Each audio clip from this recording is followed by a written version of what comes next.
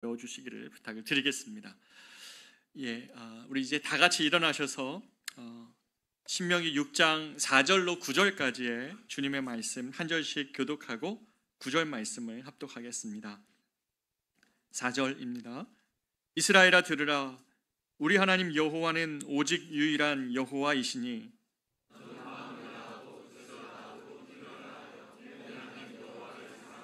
오늘 내가 네게 명하는 이 말씀을 너는 마음에 새기고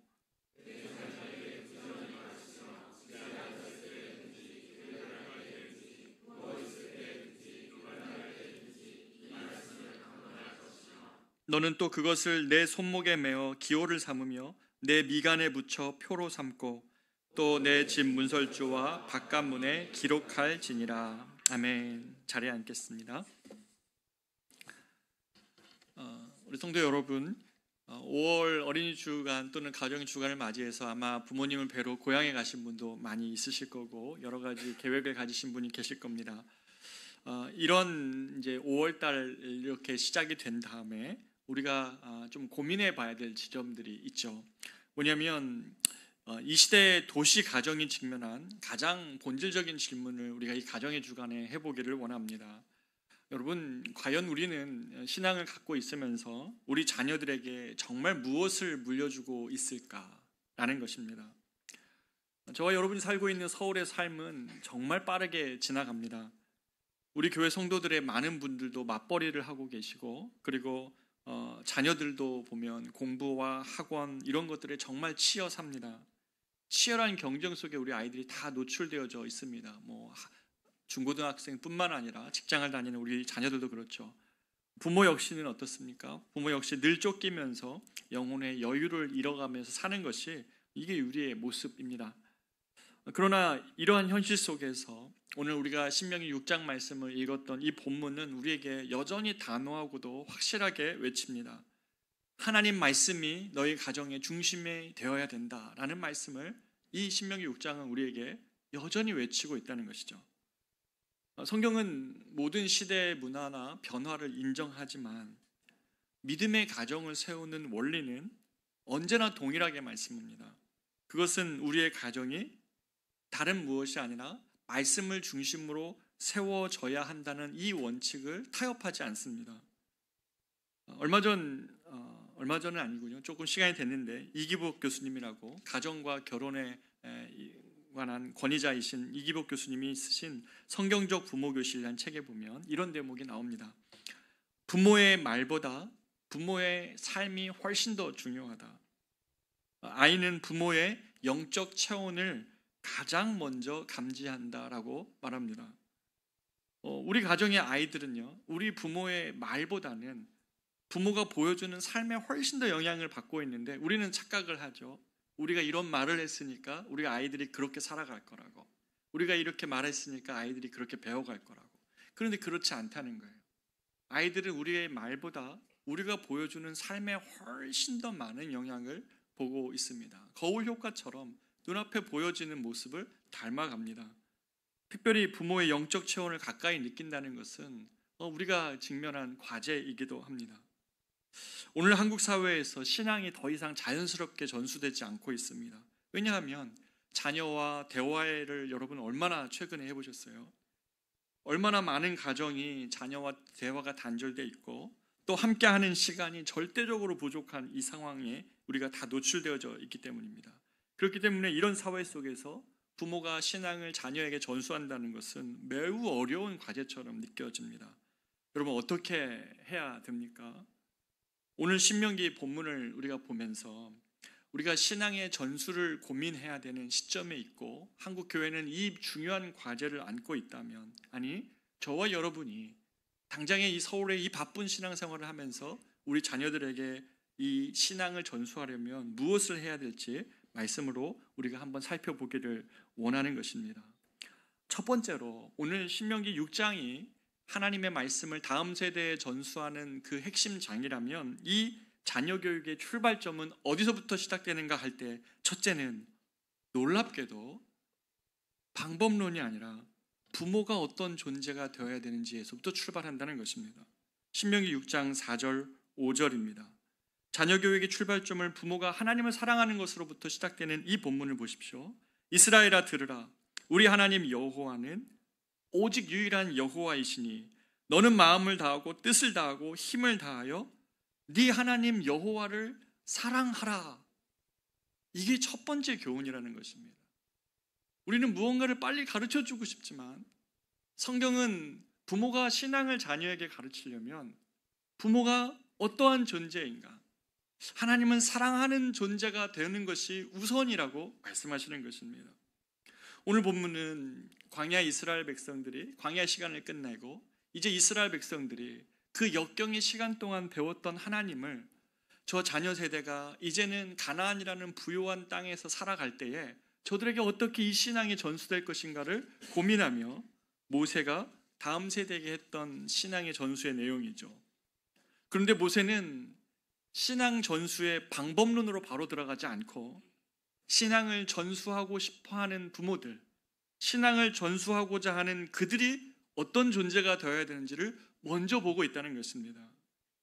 그것은 자녀에게 신앙을 전수하기에 앞서 부모가 하나님을 사랑하는 것이 가장 우선이라고 말하는 것입니다.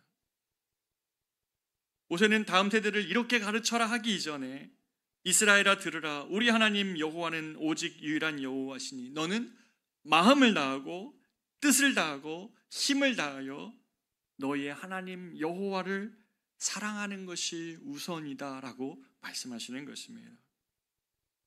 사랑하는 여러분, 모든 신앙 교육의 근간은 부모의 삶에서 시작됩니다. 아이들은 논리적인 설명으로 하나님을 배우는 것이 아니라 부모가 보여주는 하나님을 사랑하는 모습을 그들이 느끼고 감지하면, 엄마의 아빠의 영적인 체온을 감지하면 그것을 통해서 하나님의 사랑을 배운다는 것입니다. 우리의 말보다 우리의 일상이, 또 우리의 가르침보다 우리가 어떤 일에 대한 반응이 우리 아이들에게 더 깊은 인상을 만들고 있다는 것입니다. 이렇게 된다면 우리에게 이렇게 질문이 다시 되돌아지는 것입니다. 한국교회 다음 세대에게 부모가 신앙을 전수하지 못하는 것이 안타깝다면 아이들의 책임이 아니라 그 앞선 부모들이 오늘 성경이 말하고 있는 것처럼 하나님을 진심으로 사랑하는 것에 실패하고 있기 때문이라고 봐도 과언이 아니라는 것입니다. 아이들이 학원 문제 때문에 신앙을 떠나는 게 진짜입니까? 아이들이 학교에서 다른 신앙과 세계관에 노출되는 것이 진짜 아이들의 문제입니까? 그럴 수 있습니다. 그러나 더 깊은 문제는 부모님들의 신앙 속에서 하나님을 사랑하는 모습을 아이들이 못 보고 있는 것이 가장 큰 문제인 것이죠. 신명기는 너무나 가슴 뜨겁게 따끔하게 이야기하는 것입니다.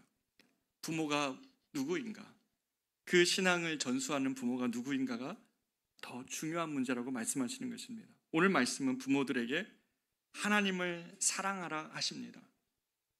사랑하되 단순한 감정이 아니라 마음과 뜻과 힘을 다하여 주 너의 하나님을 사랑하라고 명령하시는 것입니다. 하나님을 사랑하는 것은 감정의 문제가 아닙니다. 하나님을 사랑하는 것은 언제나 감정이 아니라 전인격적인 복종과 헌신입니다. 총체적인 방향 전환이죠. 하나님을 사랑하는 것을 부모가 자녀들에게 어떤 구체적인 상황 속에서 보여주는 것을 통해 증명할 때 아이들은 그 부모로부터 하나님을 사랑하는 삶이 저런 것이구나 라는 것을 배운다는 것입니다. 여러분, 근데 이거 쉽지 않죠. 저도 쉽지 않고 우리 모두가 쉽지 않은 길입니다. 그러나 가야 할 길입니다. 쉬워서 가는 길이 아니라 우리 다음 세대가 정말 믿음의 세대로 세워지려면 그들에게 문제점을 찾는 것이 아니라 우리가 이 말씀 그대로 마음을 다하는 것뿐만 아니라 우리의 뜻이, 우리의 의지와 우리의 힘이 주님을 사랑하는 모습을 보여주는 것에서부터 출발한다는 것입니다. 2021년이었습니다. 한국 사회를 감동하게 했던 한 분이 있었습니다.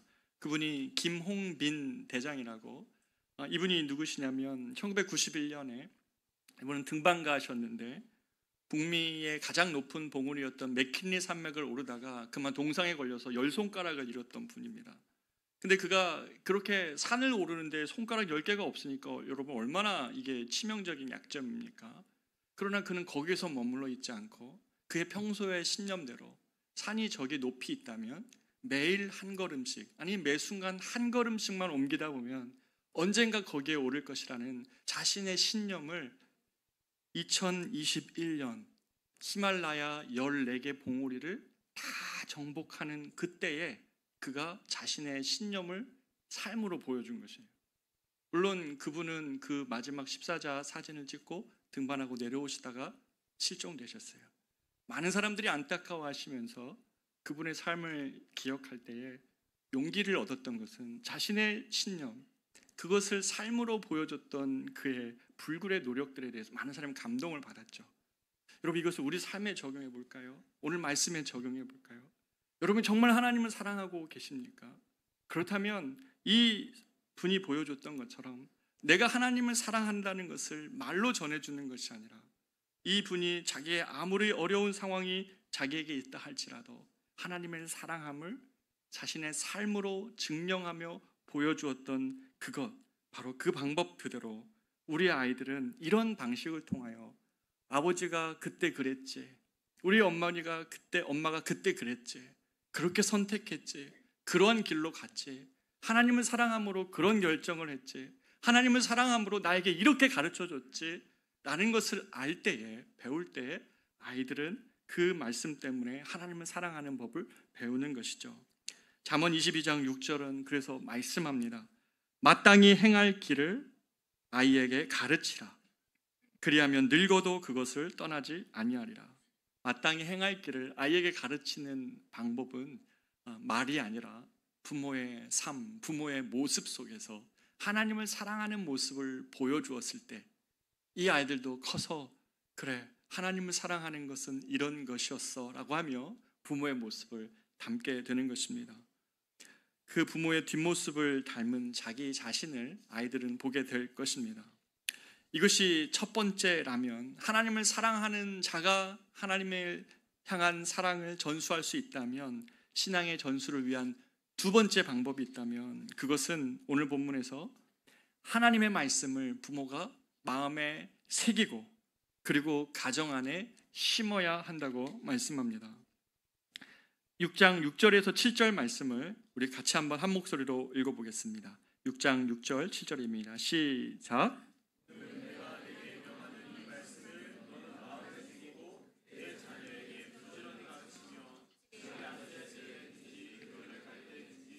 누워있을 때에든지 일어날 때에든지 이 말씀을 강론할 것이며,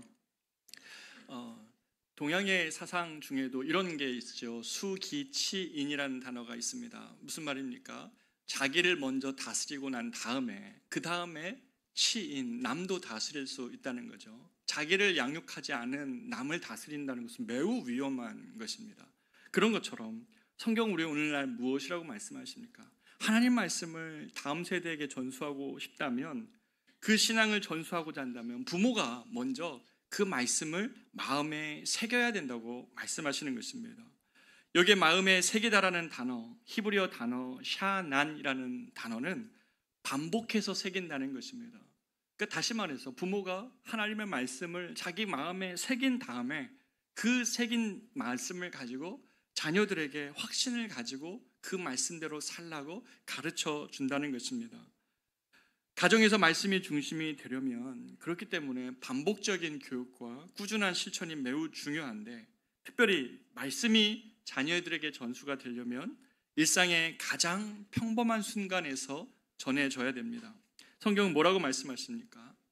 앉았을 때든지 길을 갈 때든지 누웠을 때든지 일어날 때든지 하루의 모든 시간과 공간을 교육의 장으로 삼을 수 있다고 말씀하시는 것입니다.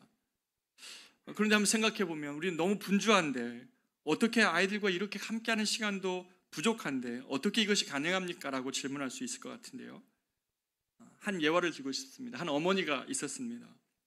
일을 하기 때문에 너무나 분주해서 아이와 함께하는 시간이 절대적으로 부족한 엄마입니다.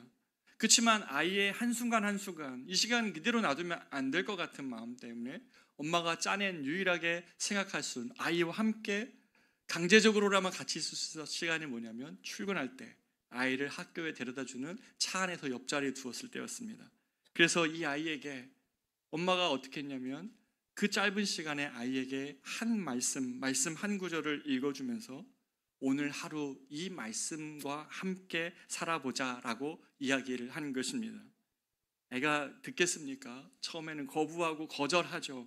하지만 짧은 시간이었지만 이 시간을 통해 딸은 신앙이 논리가 아니라 하나님의 말씀과 동행하는 것이라는 것을 이 아이는 배우게 되었습니다. 저도 저희 아이가 제가 뉴욕에서 있을 때에 다녔던 학교가 공립학교였는데요.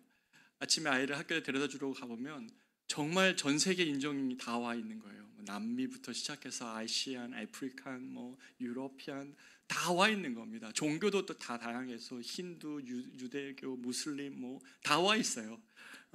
근데 아이가 아직 말이 서툰데 학교를 보낼 때 얘가 너무 공포스러워하는 거죠. 언어도 그렇지만 문화, 먹는 거, 냄새 다 다르니까요. 너무 힘들어하는 아이에게 하나님께서 아이린, 하나님이 너와 함께하고 있어. 너의 모든 순간에 아빠 엄마가 지금 이 경계를 넘어서 너와 함께할 수 없지만 저 곳에서 네가 두려워하는 그곳에서 하나님이 너와 함께하고 계셔. 이 말씀을 들었을 때 아이가 물론 다 못 알아들었겠죠. 그리고 그것이 처음에 적용되지도 않았을 겁니다. 하지만 반복된 어려움을 겪고 있을 때 어느 순간 조금은 이 아이가 알아듣고 그 말씀 속에서 하나님을 찾아봐, 하나님을 의지해봐 라고 할 때 조금씩 용기 내는 것을 보았던 게 기억이 납니다. 사랑하는 여러분, 말씀을 논리적으로 가르치는 것이 아니라 하나님 말씀과 동행하는 방식으로 아이들에게 가르쳐주는 것은 부모가 할 수 있는 일입니다. 또한 이 말씀을, 신앙의 전수가 하나님 말씀을 반복적으로 아이들에게 가르쳐주는 것과 더불어 매우 중요한 한 가지가 있습니다. 그것은 뭐냐면 맥락 속에서 실천하는 부모의 모습을 보여주는 것입니다. 구체적인 맥락 속에서 하나님 말씀을 따르는 것은 이런 거야 라는 것을 보여주는 것이 부모에게 있는 책임입니다. 미국 개척 시대에 한 설교자 제임스라는 사람이 있었습니다. 근데 이 제임스가 어느 날 길 잃은 개 한 마리를 주워가지고 집으로 데려왔습니다. 그랬더니 그의 두 아들이 그 개를 너무너무 사랑하고 좋아했습니다. 그런데 어느 날 신문이 난 거예요. 이 개를 찾고자 하는 광고가 붙은 건데 그 광고에 이 개의 특성을 이렇게 했습니다. 꼬리에 흰 털 3개 이렇게 되어져 있는 겁니다. 그런데 집에 왔더니 그 개인 거예요. 그래서 제임스는 어떻게 했냐면 두 아들과 함께 그 털을 하나씩 뽑은 거예요. 결국 어떻게 됐겠습니까? 개 주인은 개를 찾지 못했습니다. 그런데 훗날 제임스는 이렇게 얘기합니다. 나는 그날 개는 가졌다. 그러나 두 아들을 잃었다. 왜냐하면 그의 두 아들 프랭크 제임스와 제시 제임스는 후에 서부 개척 시대 때 매우 유명한 강도, 매우 유명한 무법자가 되었기 때문에 그렇습니다. 맥락 속에서 가르침을 성도들이 실패할 때, 우리 자녀들에게 실패하면 아이들은 부모의 작은 거짓과 위선 속에서 매우 큰 영향을 받는 것이죠. 앉았을 때, 일어났을 때 그들의 삶의 맥락 속에서 아빠 엄마가 보여주는 모습, 그 작은 것이지만 그 털 3개를 뽑는 것이 아니라 그것을 보고 감추는 것이 아니라 그것 때문에 만약에 이 두 아이들이 보는 앞에서 개를 돌려주었다면 그날 개는 잃었을지 모르지만 두 자녀는 얻었을 것입니다. 사랑하는 여러분, 우리가 이렇게 가르치고 있습니까? 아이들에게 말씀과 삶이 모순이 아니라 저 말씀대로 따라가려고 하는 부모의 맥락 속에서의 실천, 이것을 우리가 반복적으로 잃어버리면 아이들은 아빠 엄마가 하는 말을 더 이상 듣지 않습니다. 이런 매우 유사한 예가 하나 있습니다. 성경의 사도 바울은 자신의 영적 아들 디모데에게 이런 말을 하였습니다. 디모데후서 1장 5절에 보면 디모데에게 이는 내 속에 거짓이 없는 믿음이 있음을 생각함이라. 이 믿음은 먼저 내 외조모 로이스와 내 어머니 윤희계 속에 있더니 지금 보니까 엄마와 외조모의 믿음이 너 안에도 있는 줄을 내가 확신하노라 라고 말하고 있는 것입니다. 초대교회의 믿음의 인물이었던 이 에베소는 어떤 사람이냐면 자신에게 믿음의 삶을 보여준 외할머니가 있었고, 그리고 자기에게 구약 성경을 가르쳐준 엄마 유니게의 헌신이 있었던 아들이었습니다. 그런데 그냥 가르쳤던 것만으로 끝인다면 디모데가 특별한 게 없을 수 있었는데, 디모데와 관련한 묵상을 하다 보면 참 은혜가 되는 지점이 어떤 지점이냐면, 어느 날 바울이 복음을 전하다가 이 외조모 로이스와 어머니 유니게가 있었던 마을에 들어왔다가 복음을 전하다가 바울이 고초를 당합니다. 그러나 평소 복음을 가르쳤던, 복음을 위하여 사는 것이 무엇인지 가르쳐줬던 두 할머니와 어머니는 사도 바울이 디모데를 찍어가지고 디모데를 자신의 영적인 아들로 삼아 이 선교 여행에 동참하려고 제안을 했을 때 엄마와 할머니가 그가 평소에 가르쳐줬던 그대로 디모데의 삶을 떠나보냅니다. 같이 떠나면 어떤 일이 벌어질지 눈앞에 보지 않았습니까? 저 바울 선생과 같이 다니면 복음을 위한다지만, 예수를 위하여 산다지만, 그렇게 살면 어떤 일이 벌어질지 뻔히 아는데도 외조모 로이스와 어머니 유니게가 디모데 곁에 바울을 보냅니다. 죄송합니다. 바울 곁에 디모데를 보냅니다. 디모데는 이를 통해 진실한 믿음이 무엇인지를 배운 거죠. 할머니와 엄마의 말이 아니라 할머니와 엄마의 선택, 그 맥락 속에서 복음을 위하여 자신을 떠나보내는 선택을 받던 디모데. 그렇기 때문에 바울이 말하는 것입니다. 네 속에 거짓이 없는 믿음이 있었다. 그 믿음은 너의 할머니의 것이었고 너의 엄마의 것이었는데 이제는 내 안에 보이는구나 라고 말했던 것입니다. 사랑하는 여러분, 믿음은 이렇게 전수가 되는 것입니다.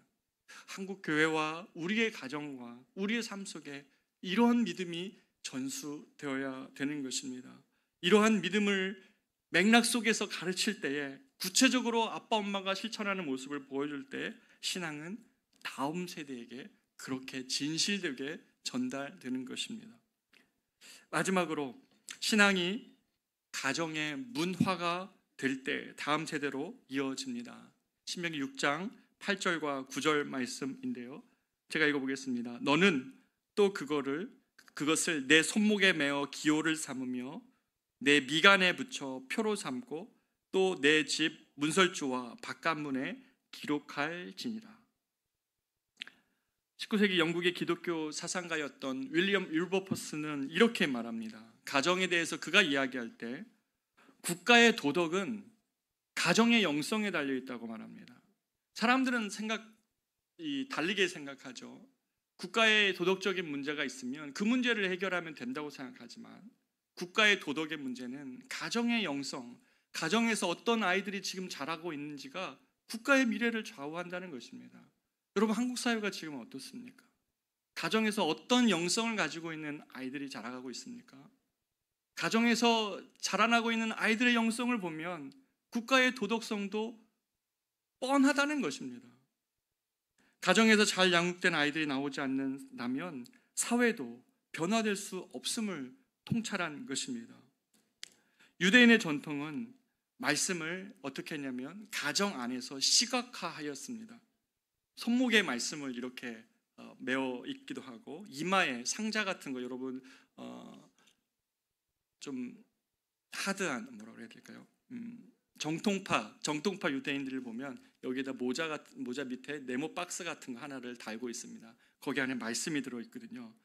이마 그리고 문설주 그리고 바깥문에 말씀이 보이도록 시각화합니다. 방금 읽은 우리가 본문에서 모세는 하나님의 말씀을 손에 메어서 기호로 삼으라고 했습니다. 여기서 기호에 해당되는 히브리어 오트라는 단어는 상징 또는 표징이라는 뜻입니다. 다시 말해 말씀을 시각화하여서 그들이 어떤 정체성으로 살아가야 되는지 또 삶의 방향성이 무엇이어야 되는지를 아이들이 잘 보는 곳에서 보이도록 그것을 시각화해놨다는 것입니다. 또한 말씀을 문설주와 바깥문에 기록하라는 이 히브리어 단어 카타브라는 히브리어 단어 역시 이거는 그냥 단순히 기록하라는 것이 아니라 마치 계약 문서를 작성하도록 기록하라라는 것입니다. 다시 말해 하나님의 말씀의 가정의 입구에 기록된다는 것은 이 가정이 하나님의 가정입니다라는 것을 언약하는 이 언약 백성 공동체라는 것을 가정에 잘 보이도록 했던 것입니다. 이것은 마치 옛날 우리네 가정에서 부모님이 가운을 걸어두어 가지고 그 가치 속에서 자라도록 한 것과 다르지 않을 것입니다. 아마 여기 계신 우리 어른들도 집에 가훈이라는 것이 있었던 것을 기억하실 겁니다. 저희 부모님도 생각해 보니까 이 말씀을 준비하다 보니까 아버지가 남겨주셨던 유산이 생각이 나는 거예요. 저희 아버지는 맨날 이렇게 얘기하셨습니다. 다니라, 내가 너에게 줄 것은 돈이 아니다, 책이다. 그러셨거든요. 책. 아버지 그 전도사 시절에 한 10만 원 이렇게 사례비를 받으시면 한 5만 원어치 책을 사신 것 같아요. 그럼 저희 어머니랑 맨날 다투셨던 것 같아요. 가정생활은 어떻게 하시려고 그러시냐고. 그러면 저 아버지가 늘 하시는 말씀, 아들에게 물려줄 거야. 맨날 그러셨어요. 근데 그 많은 책을 지금 볼 수가 없어요. 너무 오래되고 낡아가지고 지금 다 디지털화 되어져 있습니다. 몇 권은 건지기는 했습니다. 아버지 유품 정리하면서 그 책 몇 권은 건지기 했는데 아버지 아무튼 책은 아니었던 것 같아요. 책은 못 물려받았는데, 그런데 제가 아버지한테 받았던 영적인 유산 첫 번째는 가훈입니다. 그 가훈은 뭐였냐면 빛의 자녀가 되라는 것이었어요. 늘 빛의 자녀가 되라, 빛의 자리에 서 있고 빛의 걸음을 걸으라는 그 말씀이 인생에 살아가면서 어떤 순간과 결정을 해야 될 때에 그 말씀이 제 안에 살아있는 영적인 유산입니다. 두 번째는 뭐였냐면 식사할 때마다 말씀 한 구절을 암송 달력에서 반드시 외우고 그 다음에 식사를 할 수 있었습니다. 식탁 옆에 보면 냉장고 옆에 말씀 달력이 하나 있는데 이렇게 긴 족자처럼 그것을 한 장씩 넘겨가면서 매일 그것을 읽고 밥을 먹었습니다. 육적인 양식을 우리가 먹는 것처럼 우리 영혼도 양식을 먹어야 된다는 취지였습니다. 제가 이거 어저께 하려고 했더니 저희 딸이 아빠 이거 너무 잔인한 거 아닙니까? 말씀 못 외우면 밥도 못 먹는 겁니까? 이렇게 얘기하는데, 근데 우리가 이런 책이 있죠. 내가 정말 알아야 할 것은 유치원에서 다 배웠다. 이런 책 제목 여러분 아실 겁니다. 남을 사랑해라, 물건이 있으면 나눠라, 순서를 지켜라. 이런 모든 것들은 어린 시절 다 배웠다는 겁니다. 우리가 인생의 높은 가치를 이야기하고 세상을 정복하고 변화시킬 것 같은 꿈을 꾸는 사람들이 많다 할지라도 중요한 가치는 어렸을 적에 형성되어지는 것입니다. 이스라엘 백성들은 자신들의 삶의 공간에 그리고 대화에서 일상에 말씀이 스며들게 했습니다. 이렇게 함으로써 신앙이 문화가 되게 하는 것을 그들은 꿈꿨던 것입니다. 가정의 분위기 속에서 자연스럽게 하나님의 말씀이 기억되고 또 말씀을 나누고 기도와 찬양이 서툴지만 들려올 때에 자녀는 신앙을 배우는 것이 아니라 신앙에 속한 것이라고 느끼고 또 배우게 되는 것입니다. 여호수아 1장에 보면 모세 사후에 이스라엘 공동체의 리더가 되어야 되는 여호수아에게 하나님 말씀하시는 장면이 나옵니다. 탁월했던 모세의 뒤를 잇는 이 젊은 지도자 이 여호수아, 경험적으로나 능력적으로 보면 이제 이 탁월한 리더의 뒤를 이어가는 것은 이 다음 세대가 어려웠을 것입니다. 앞선 세대가 너무 잘하면, 또 앞선 사람이 너무 잘하면 그 뒤를 이어가야 되는 리더나 다음 세대들은 쉽지 않잖아요. 똑같은 문제입니다. 모세의 수종자로 영적 아들과 같았던 이 여호수아에게 하나님은 그가 한층 더 자라가기를 원하며 공동체를 이끌 책임 있는 사람으로 성장시키려고 하실 때에 저 같았으면 어떻게 갈등을 처리해야 된다, 어떻게 리더십을 발휘해야 된다, 이럴 때는 이렇게 하는 것이 좋다, 전쟁은 어떻게 치러야 된다, 이런 거 가르쳐 줬을 것 같은데 하나님은 여호수아에게 이렇게 말씀하십니다. 여호수아 1.8절 이 율법책을 내 입에서 떠나지 말게 하며 주야로 그것을 묵상하며 그 안에 기록된 대로 다 지켜 행하라. 그리하면 너의 길이 평탄하게 될 것이며 네가 형통하리라. 여호수아에게 주어야 될 다른 긴급한 여러 가지 것들이 있지만 여호수아가 하나님의 말씀을 주야로 묵상하며 그 말씀 안에 거할 수만 있다면 그가 갖추어야 될 그 어떤 능력이 줄 수 있는 것보다 온전한 리더십을 발휘할 수 있고 이스라엘 백성 공동체를 형통함으로 이끌 수 있는 지도자가 될 것이라고 이 어린 지도자, 이 다음 세대 여호수아에게 말씀하시는 겁니다. 사랑하는 여러분, 이것이 방법입니다. 우리 자녀들이 가정의 자연스러운 문화 속에서 하나님 말씀을 접하고 아이들이 스스로 그 말씀을 묵상할 수만 있게 한다면 부모가 줄 수 있는 그 어떤 것보다 가장 본질적인 위대한 능력을 갖추게 하는 것이 바로 여기에 있습니다. 아이들의 인생을 변화시킬 수 있는 능력도 내가 지금 가지고 있는 재물과 무엇이 부족해서 아이들에게 줄 수 있는 것이 지금 없다 할지라도 아이들에게, 자녀들에게 가장 위대한 유산은 그 스스로 말씀을 묵상하게 할 수 있는 것을 가정 안에서 배울 때 그것이 가장 위대한 신앙의 유산이고 가장 위대한 전수입니다. 여러분, 이것을 정말 믿습니까? 안 믿는 것 같아요, 사람들이. 하나님이 여호수아에게 했던 이 방법, 두려워 떨며 앞선 세대의 것을 자신의 것으로 할 수 없는 그것, 이것 때문에 떨고 있는 여호수아에게 주님이 하셨던 이 방법, 이 율법책을 내 입에서 떠나지 말게 하며 주야로 그것을 묵상해라. 그것이 너의 삶의 형통의 길이다라고 말하는 이것을 믿지 않는 것 같아요. 사랑하는 여러분, 오늘 이 말씀을 어린 자녀를 둔 부모의 말씀으로만 듣지 마십시오. 자녀가 장성하였더라도 늦지 않았습니다. 신앙은 자연스러운 것이 맞지만 신앙의 전수는 신명기 말씀처럼 의도성을 담고 있습니다. 저는 여러분에게 한 가지 제안하고 싶습니다. 커뮤니티 교회 공동체에 속하는 여러분 모두가 제가 받았던 은혜처럼 말씀 달력을 여러분 식탁에 놓기를 바랍니다. 그리고 밥을 먹을 때 가족이 둘러앉아 있다면 그 말씀 한 구절을 읽고 또는 때로는 그 말씀 한 구절을 암송하는 모습을 보여주고 그러고 식사를 한번 해보십시오. 시간이 오래 걸리지 않습니다. 어느 날은 그냥 정말 짧게 그냥 보고도 읽어도 괜찮습니다. 그러나 말씀이 중심되어져 있는 것이 가정의 문화로 자리 잡혀 있을 때 그 말씀이 그 한 구절이 마땅히 가야 될 길이 무엇인지를 이 아이들에게 끊임없이 평생 이야기해주는 그 길이 됩니다.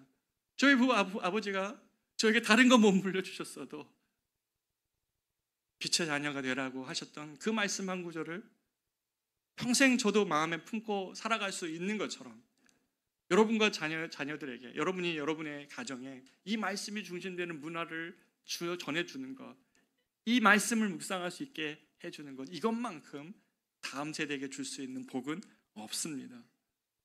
신앙이 말씀이 중심된 문화 속에서만 전수됩니다. 이 사회에서 길에서 기대할 수가 없는 것입니다. 요행도 없습니다. 교회 교육을 최선으로 우리 교회가 할 것이지만 일주일에 대다수는 부모 손에 자녀들이 있다는 사실을 잊지 마십시오. 결론적으로 여러분과 나누고 싶습니다. 사랑하는 여러분, 우리 누구도 완전한 부모가 없습니다. 우리는 그런 부모를 경험하지 못합니다. 그리고 부모가 되고 싶지만 우리는 다 한계가 인정이 됩니다. 자녀를 키운다는 것은 어찌 보면 우리의 무력함을 인정하는 것이고 주님께 도움을 구하는 반복적인 주님 앞에서의 손내밈이 아마 평생 될 것입니다. 그러나 나는 무력하지만 하나님의 말씀은 완전하지 않습니까? 나는 아이들에게 이 세상에 가장 좋은 집이나 차나 재물 못 물려줘도 우리들이 할 수 있는 게 무엇입니까? 하나님의 말씀이 완전하고 어떤 시대를 초월한 하나님의 지혜인 말씀을 아이들이 묵상하고 그것을 붙잡고 살아간다면 이것만큼 놀라운 능력을 다음 세대 애들에게 줄 수 있는 신앙의 유산은 없는 것입니다.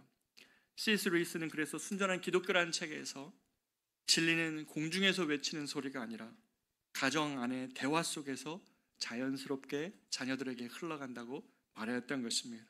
사랑하는 여러분, 오늘 우리의 가정이 그러한 공간이 되기를 바랍니다.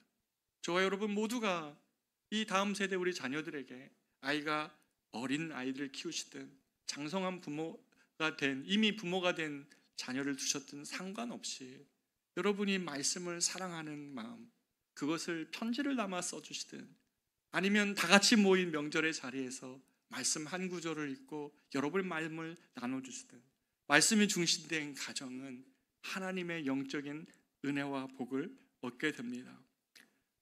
다짐해 봅시다. 사랑하는 성도 여러분, 자녀가 집에 있다면, 아직 남아 있다면 자녀의 머리에 위에 손을 얹고 기도하는 부모가 되기를 바랍니다. 다른 것 물려줄 수 있는 것 없지만 내가 그런 세상에 모든 것 다 가진 부모처럼 그러한 금수저를 내가 너에게 줄 수는 없을지라도 그것보다 위대하신 하나님의 말씀의 복을 그 아이들에게 빌어주는 것입니다. 식탁 안에 놓여져 있는 그 말씀 한 구절이 아이의 인생을 바꿉니다. 빛의 자녀가 되라 하셨던 그 말씀 한 구절이 저의 인생에 놓여져 있는 말씀인 것처럼 우리 자녀들과 함께 묵상하는 말씀은 우리 자녀들의 마음에 평생의 가이드와 길이 될 것입니다. 가정 예배에서 아이들이 나눠줬던 자신의 삶의 고민에 말씀으로 응대해줬던 그 말씀 한 구절 한 구절이 우리 가정을 바꾸실 것입니다. 그래서 신명기 6장의 이 말씀은 단지 이스라엘 백성들의 교육뿐만이 아니라 오늘 우리 시대에 가정을 살리는 유일한 방법인 것입니다. 윌리엄 윌버포스의 말처럼 그리스도인들이 위대한 하나님 나라를 꿈꾸며 세상의 변화를 꿈꾸지만 동시에 우리 그리스도인들은 그러한 거대 담론 뿐만 아니라 지금 나의 품에 여전히 있는 그리고 나의 자녀인 우리 자녀들에게 하나님의 말씀을 중심으로 살아갈 수 있도록 축복할 때에 이 신앙이 전수가 되는 것입니다. 우리 가정의 중심에 우리 컨벤시 교회가 이런 교회 됐으면 좋겠습니다. 특별히 적용하고 싶은 지점이 하나 있는 것은 우리 교회는 너무 감사하게 제가 하나님께서 이 교회를 불러주시고 교회를 세워가실 때 제가 하나님께 했던 꿈이 하나 있었습니다. 제가 한국교회에 딱 와보니까 교회가 둘로 나눠져 있어요. 어떻게 나눠져 있냐면 세대 간으로 나눠져 있어요. 젊은 사람들은 젊은 사람들끼리 모이는 교회가 있고 또 어떤 교회 가보니까 정말 다 어른들만 계시는 거예요. 교회는 가족이라 했는데 신앙의 전수가 이루어져야 되는 곳인데 왜 교회가 이렇게 나누어졌을까? 저는 정말 어린아이부터 어르신까지 다 있는 교회를 꿈꿉니다. 그것이 교회이기 때문에 그렇습니다. 그런 교회는 어떤 교회여야 됩니까? 오늘 본문의 말씀처럼 어른들이 하나님을 사랑하는 것을 보여주는 것입니다. 신앙이 오래되고 신앙의 연조가 오래될수록 또 교회의 직분을 갖고 무엇을 가질수록 하나님을 사랑하는 것은 이런 거야, 이런 바른 결정들을 내어줌으로 보여줌으로 다른 다음 세대가 그것을 받고 보고 배워서 또 다른 어린아이들에게 전수해주는 그런 교회 되었으면 좋겠습니다. 우리 교회가 아직도 신생아가 올해 4명이 더 태어나야 됩니다. 이런 교회가 하나님께서 응답해 주시기 너무나 감사합니다. 바라기는 정말 이러한 소망대로 신앙의 어른들이 하나님 사랑하는 것 보여주고 말씀을 소중히 여기는 것 보여주고 하나님 말씀대로 살아가는 것이 무엇인지를 보여주는 교회, 그런 교회가 되어준다면 믿음의 다음 세대들은 그 안에서 하나님 사랑하는 것과 따라가는 것을 배워갈 것입니다. 저와 여러분이 그러한 가정, 그러한 교회를 세워가는 일에 우리 함께 손잡고 갔으면 좋겠습니다. 우리가 이 시간 같이 찬양하고자 하는데요, 잘 모르시는 찬양일 것 같아서 우리 기루선 목사님과 찬양팀이 먼저 한번 불러보고 우리 같이 따라서 이 찬양하며 기도하겠습니다.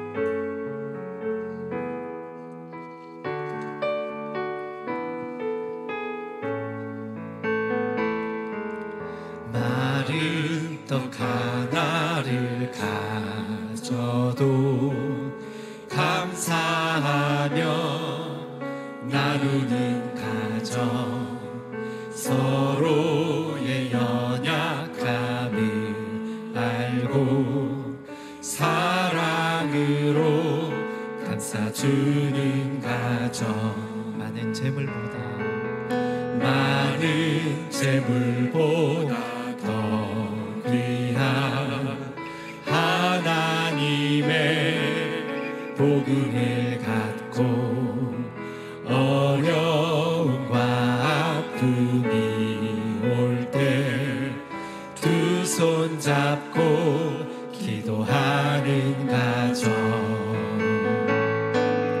예수님 모신 가정, 작은 천국이라. 예수님 모신 가정이 참 행복인데, 험한 세상 살 동안 아픔도 있겠지만 예수님과 사는 가정이 행복한 가정이라. 다 같이 찬양합니다.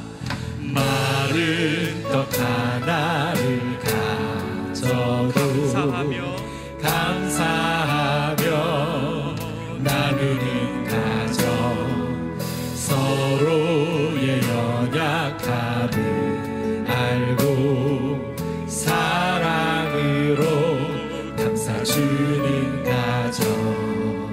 많은 재물보다 많은 재물보다 더 귀한 하나님의 복음을 갖고 어려움과 아픔이 올 두 손 때 잡고 두 손 잡고 기도하는 가정. 기도하는 가정. 예수님 모신 가정, 작은 천국이라. 예수님 모신 가정은 참 행복인데,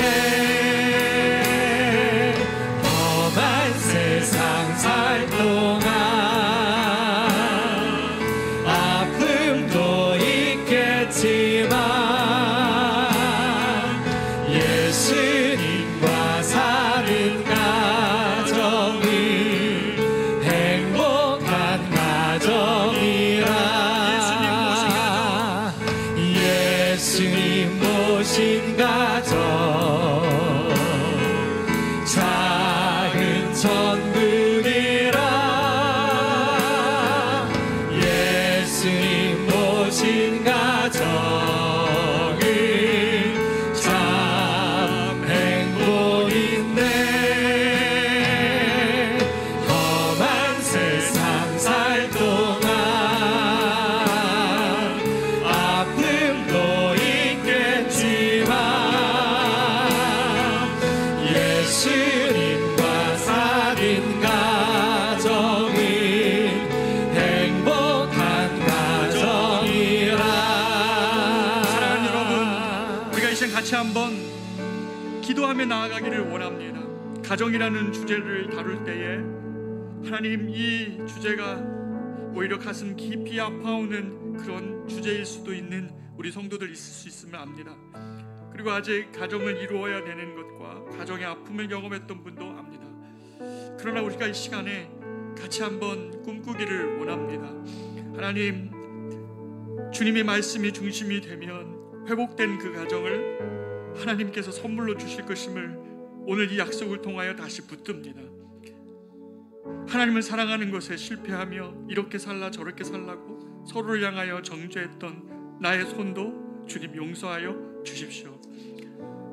맥락 속에서 하나님 사랑하는 것을 실패하면서 아이들에게 잘못된 모범으로 보이며 살아왔던 것도 주님 용서하여 주십시오. 하나님, 예수님 모신 가정 되게 하여 주셔서 마른 떡 하나도 감사할 줄 아는 가정, 서로의 연약함을 두 손 잡고 기도하며 감싸줄 수 있고, 인생의 풍파가 올 때에 가정이 가장 복된 나의 든든한 백그라운드가 될 수 있는 복된 가정, 하나님 그런 가정 우리 가운데 이루어 주십시오.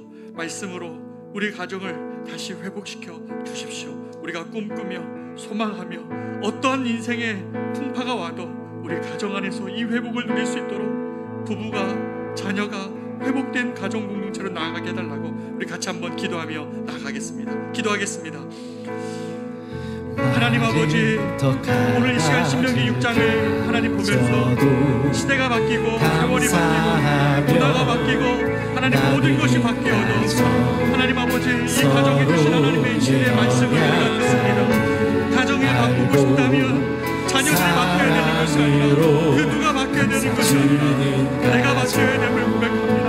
하나님을 진실되게 하고 마음을 다하고 뜻을 다하고 힘을 다하여 하나님을 사랑하는 신실함이 있을 때 인생의 문제가 닥치고 어려움이 닥쳐서 우리 가정이 위기에 처했을 때라도 하나님을 사랑하는 것을 믿으며 하나님을 사랑하는 것을 이것이 하나님 어떻게 해주며 아버지 하나님에게 자녀에게 남편과 아내에게 우리 가족과 함께 하시며 우리 가족을 건너주시며 예수님 모신 가정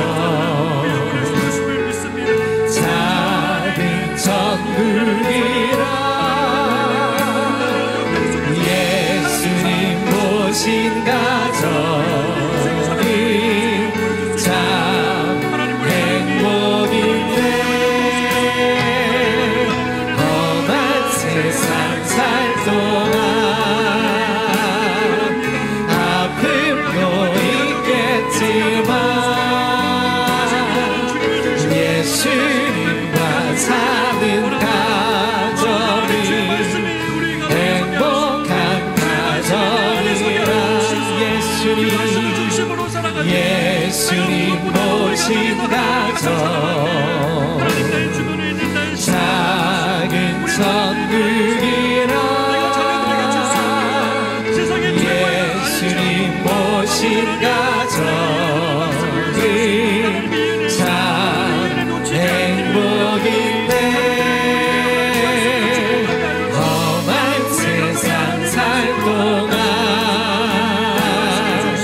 아픔도 있겠지만 예수님과 사는 가정이 행복한 가정이라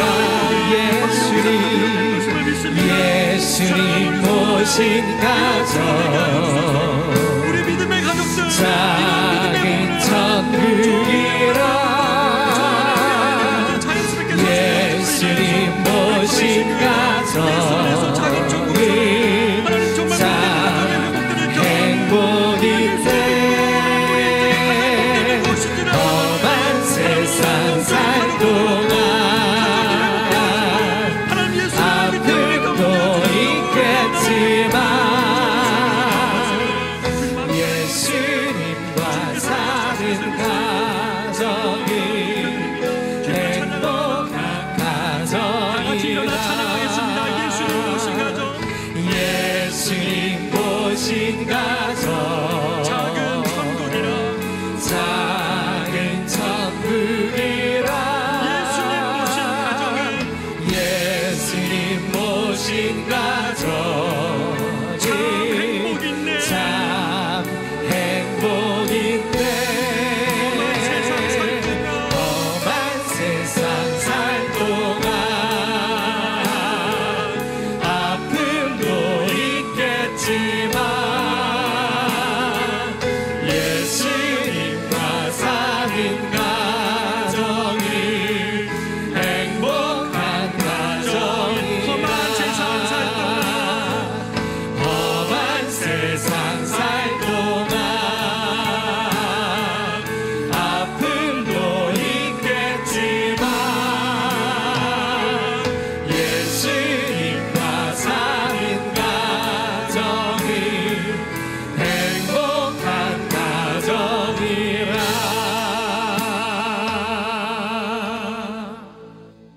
이제는 우리의 구주 되신 예수 그리스도의 은혜와 하나님의 크고도 놀라우신 우리를 향하신 사랑하심과 성령님의 우리와 동행하시고 이 말씀을 깨달아 정응하기를 소망하는 마음을 주신 주님의 은혜가 오늘 가정이라는 공동체가 하나님 이러한 복된 공동체의 출발임을 믿고 하나님 나 자신부터 변하며 하나님 우리 가정에 선물처럼 하나님 다가가 이 말씀을 중심으로 다시 세우기를 원하는 사랑하는 우리 모든 커맨시 교우들 한 가정 위에 저들의 삶이 지금 너무 커서 크게 보여 그 문제를 해결할 수 없을 것 같은 상황대일지라도 오늘 말씀을 다시금 붙잡고 삶의 자리로 나아가는 저들의 복된 걸음을 주님 축복하시는 주님의 사랑을 알고 나아가는 저들의 모든 걸음 위에 이 땅의 모든 교회와 그 교회에 속한 영적인 가족들 위해 이제로부터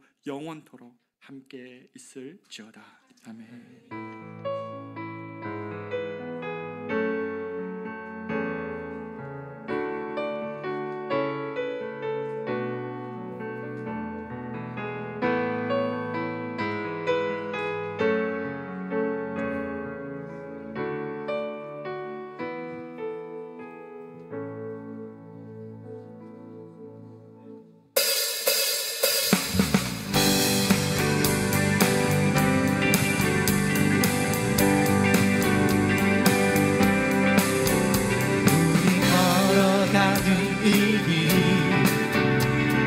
처음 받는 길은 아니야. 수천 년 동안 온 땅 곳곳에서 주님 따르는 적 있으니 우리 걸어가는 이 길이 낯설고 두려워 보일지라도 삶의 무게를 두고 흘러들어오는 주님 그 안에 생명을 봐. 우리 함께 손잡고 가세.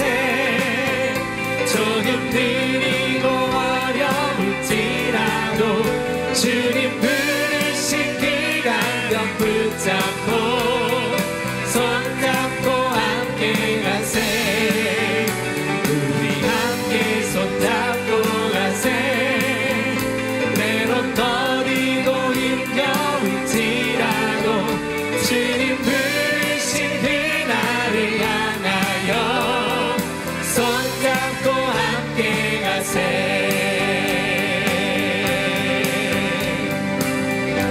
다시 처음부터 고백합니다. 우리 걸어가는 이 길이 결코 처음 밟는 길은 아니야. 수천 년 동안 온 땅 곳곳에서 주님 따르는 적 있으니 우리 걸어가는 이 길이 낯설고 두려워 보일지라도 삶의 무게를 두고 흘러들어오는 주님 그 안에 생명을 와. 우리 함께 손잡고 가세.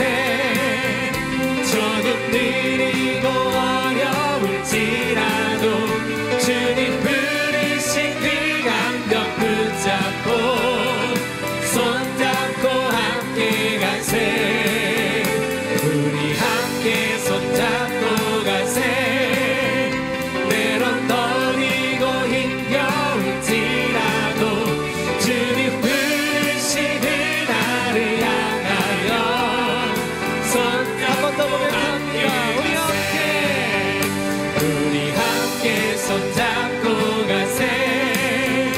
조금 느리고 어려울지라도 주님 부르신 그 감격 붙잡고 손잡고 함께 가세.